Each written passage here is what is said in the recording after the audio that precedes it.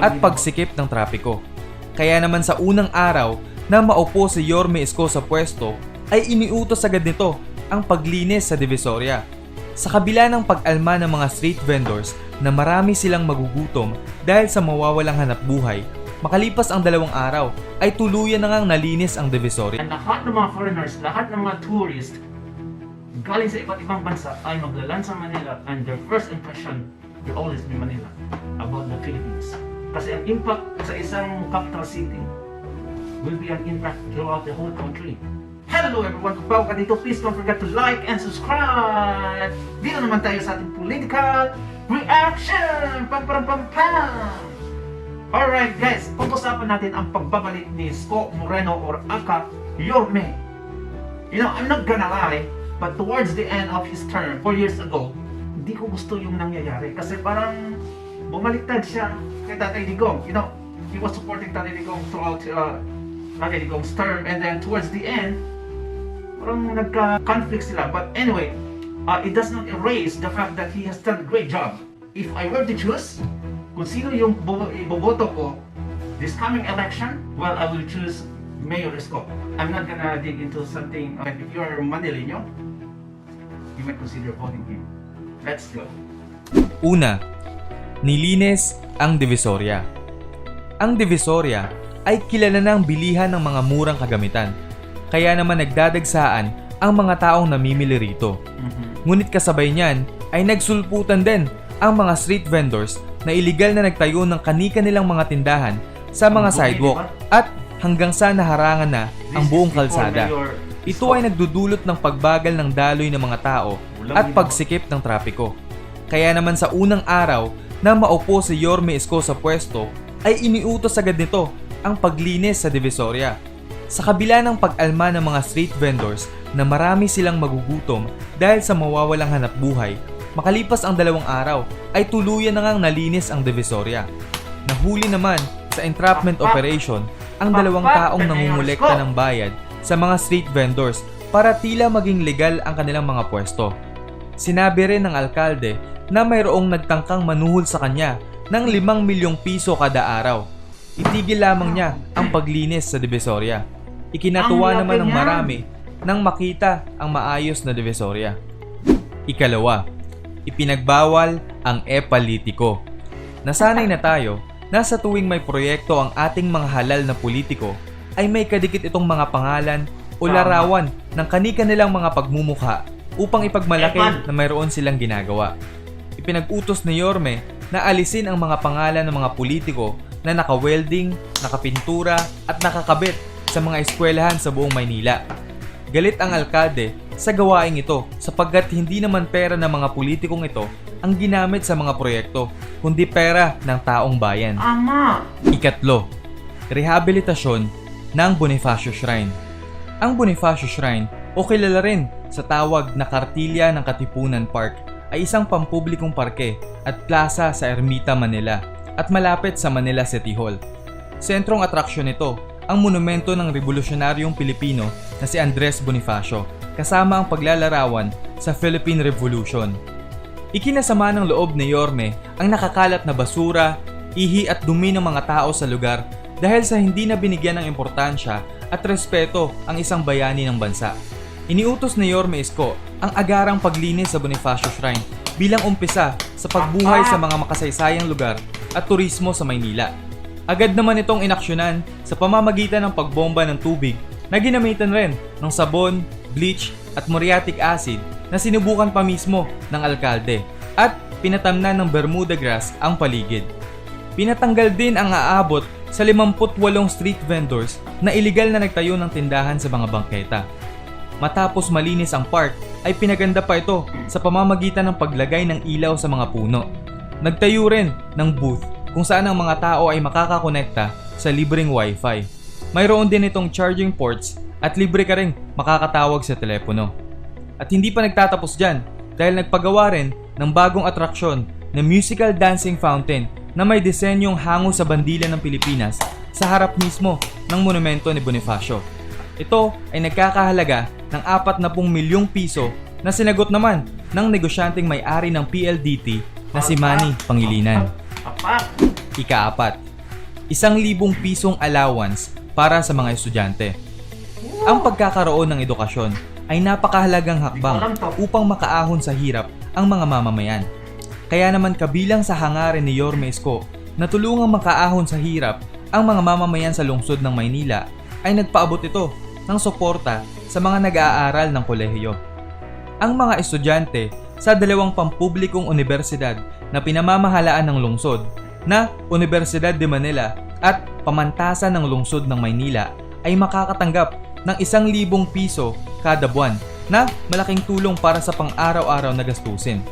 Tinatayang nasa 10,000 mag-aaral ang makikinabang nito at patuloy nila itong matatanggap basta wala silang bagsak na grado o atraso sa eskwelahan. Nice! Ang mga grade 12 students naman sa lahat ng pampublikong eskwelahan ay makakatanggap din ng 500 piso kada buwan. Makukuha nila ang buwan ng suportang ito sa pamamagitan ng ipinamimigay sa kanilang GCash ATM cards. Ika-5, Proyekto, no? 500 pisong allowance para sa mga senior citizens. Ramdam naman ni Yorme ang hirap ng mga tao sa Maynila, lalo na sa mga taong iba na ang kalagayan. Magpapaabot ang lungsod ng 500 pisong buwan ng suporta para sa senior citizens, persons with disabilities Not a lot, at but solo parents. that is Kinakailangang already residente at rehistradong botante ng Maynila upang makatanggap ng ganitong benepisyo. Naglaan naman ang lungsod ng 1 bilyong pisong pondo para sa programang ito. Ika-6, pagsasaayos ng Jones Bridge. Ang William A. Jones Memorial Bridge o mas kilala bilang Jones Bridge ay ang tulay patawid ng Ilog Pasig at nagdudugtong sa distrito ng Intramuros at Binondo. Ang tulay ay ipinangalan kay William A. Jones na isang Amerikanong mambabatas na nanguna sa pagsulong ng batas na nagbibigay ng kalayaan sa Pilipinas mula sa Amerika. Ang Jones Bridge na ginawa taong 1919 ay layong ibalik sa orihinal nitong disenyo. Ang lungsod ng Maynila ay nakatanggap ng 2 milyong piso mula sa mga negosyanteng Filipino-Chinese. Inayos, pininturahan at nilagyan ng mga bagong lamppost na may mga makalumang disenyo at iba pang ilaw upang buhayin ang makasaysayang tulay na ito. Ang eskultura na La Madre Filipina ay ibinalik rin sa Jones Bridge kung saan ito orihinal na nakalagay. Ika-7, So nice. nilinis ang Lagusnilad Underpass. Ang Lagusnilad Pedestrian Underpass ay tawiran ng mga tao na nagdudugtong sa Manila City Hall at Intramuros. Ito ay nasa ilalim ng Padre Burgos Avenue. Personal na ininspeksyon ni Yorme ang underpass at kinainis nito ang dumi at dami ng mga basurang nakakalat dito kaya naman agad niya itong pinalinis. Nadatnan din ni Yorme na mahirap daanan ng underpass sapagkat napakaraming vendors ang nakaharang sa daan. Kaya naman nang madiskubring walang business permit ang mga ito at wala ring tala na nagbabayad sila ng buwis ay agad na ring binaklas ang mga tindahan na ilegal na itinayo. Wala rin umanong patunay na nagbabayad ang mga nagtitinda sa paggamit nila ng kuryenteng galing sa gobyerno ng Maynila.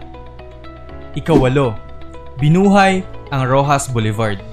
Ang Roxas Boulevard ay may makulay na kasaysayan sa syudad ng Maynila dahil dati itong sentro ng turismo.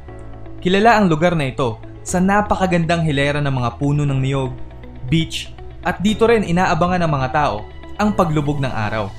Bukod pa riyan, ay nasa paligid lang din ng lugar na ito ang mga mall, restaurants, parks, at hotels. Ngunit sa paglipas ng panahon, ay hindi na ito dinadagsan ng mga turista. Kaya kasama sa hangarin ni Yorme na pagandahin ang Maynila, ay muli nitong binuhay ang Roxas Boulevard sa paglalagay ng mga ilaw. 12,000 LED lights na gawa sa Capiz ang ikinabit sa mga puno sa kahabaan ng Roxas Boulevard na napakagandang tignan na para bang ang puno ay pinaliligiran ng mga alitaptap. Ang mga ilaw na ito ay donasyon galing sa Lions Club at isa pang service organization. Ika-9, liquor ban malapit sa mga eskwelahan. Isa sa pinakapinahahalagahan ni Yorme ay ang edukasyon. Kaya naman kahit hindi niya agad na ipagpatuloy ang kolehiyo dahil sa hirap ng buhay, pinagpatuloy niya pa rin ito noong nagkaroon na ng pagkakataon at nagtapos sa edad na 28 taong gulang. Kaya maliban sa pagbibigay ng suporta sa mga nangangailangang estudyante, ay nais rin itong linisin ang paligid ng mga eskwelahan at ipinagbawal ang pagbebenta ng alak sa loob ng 200 metro mula sa mga eskwelahan.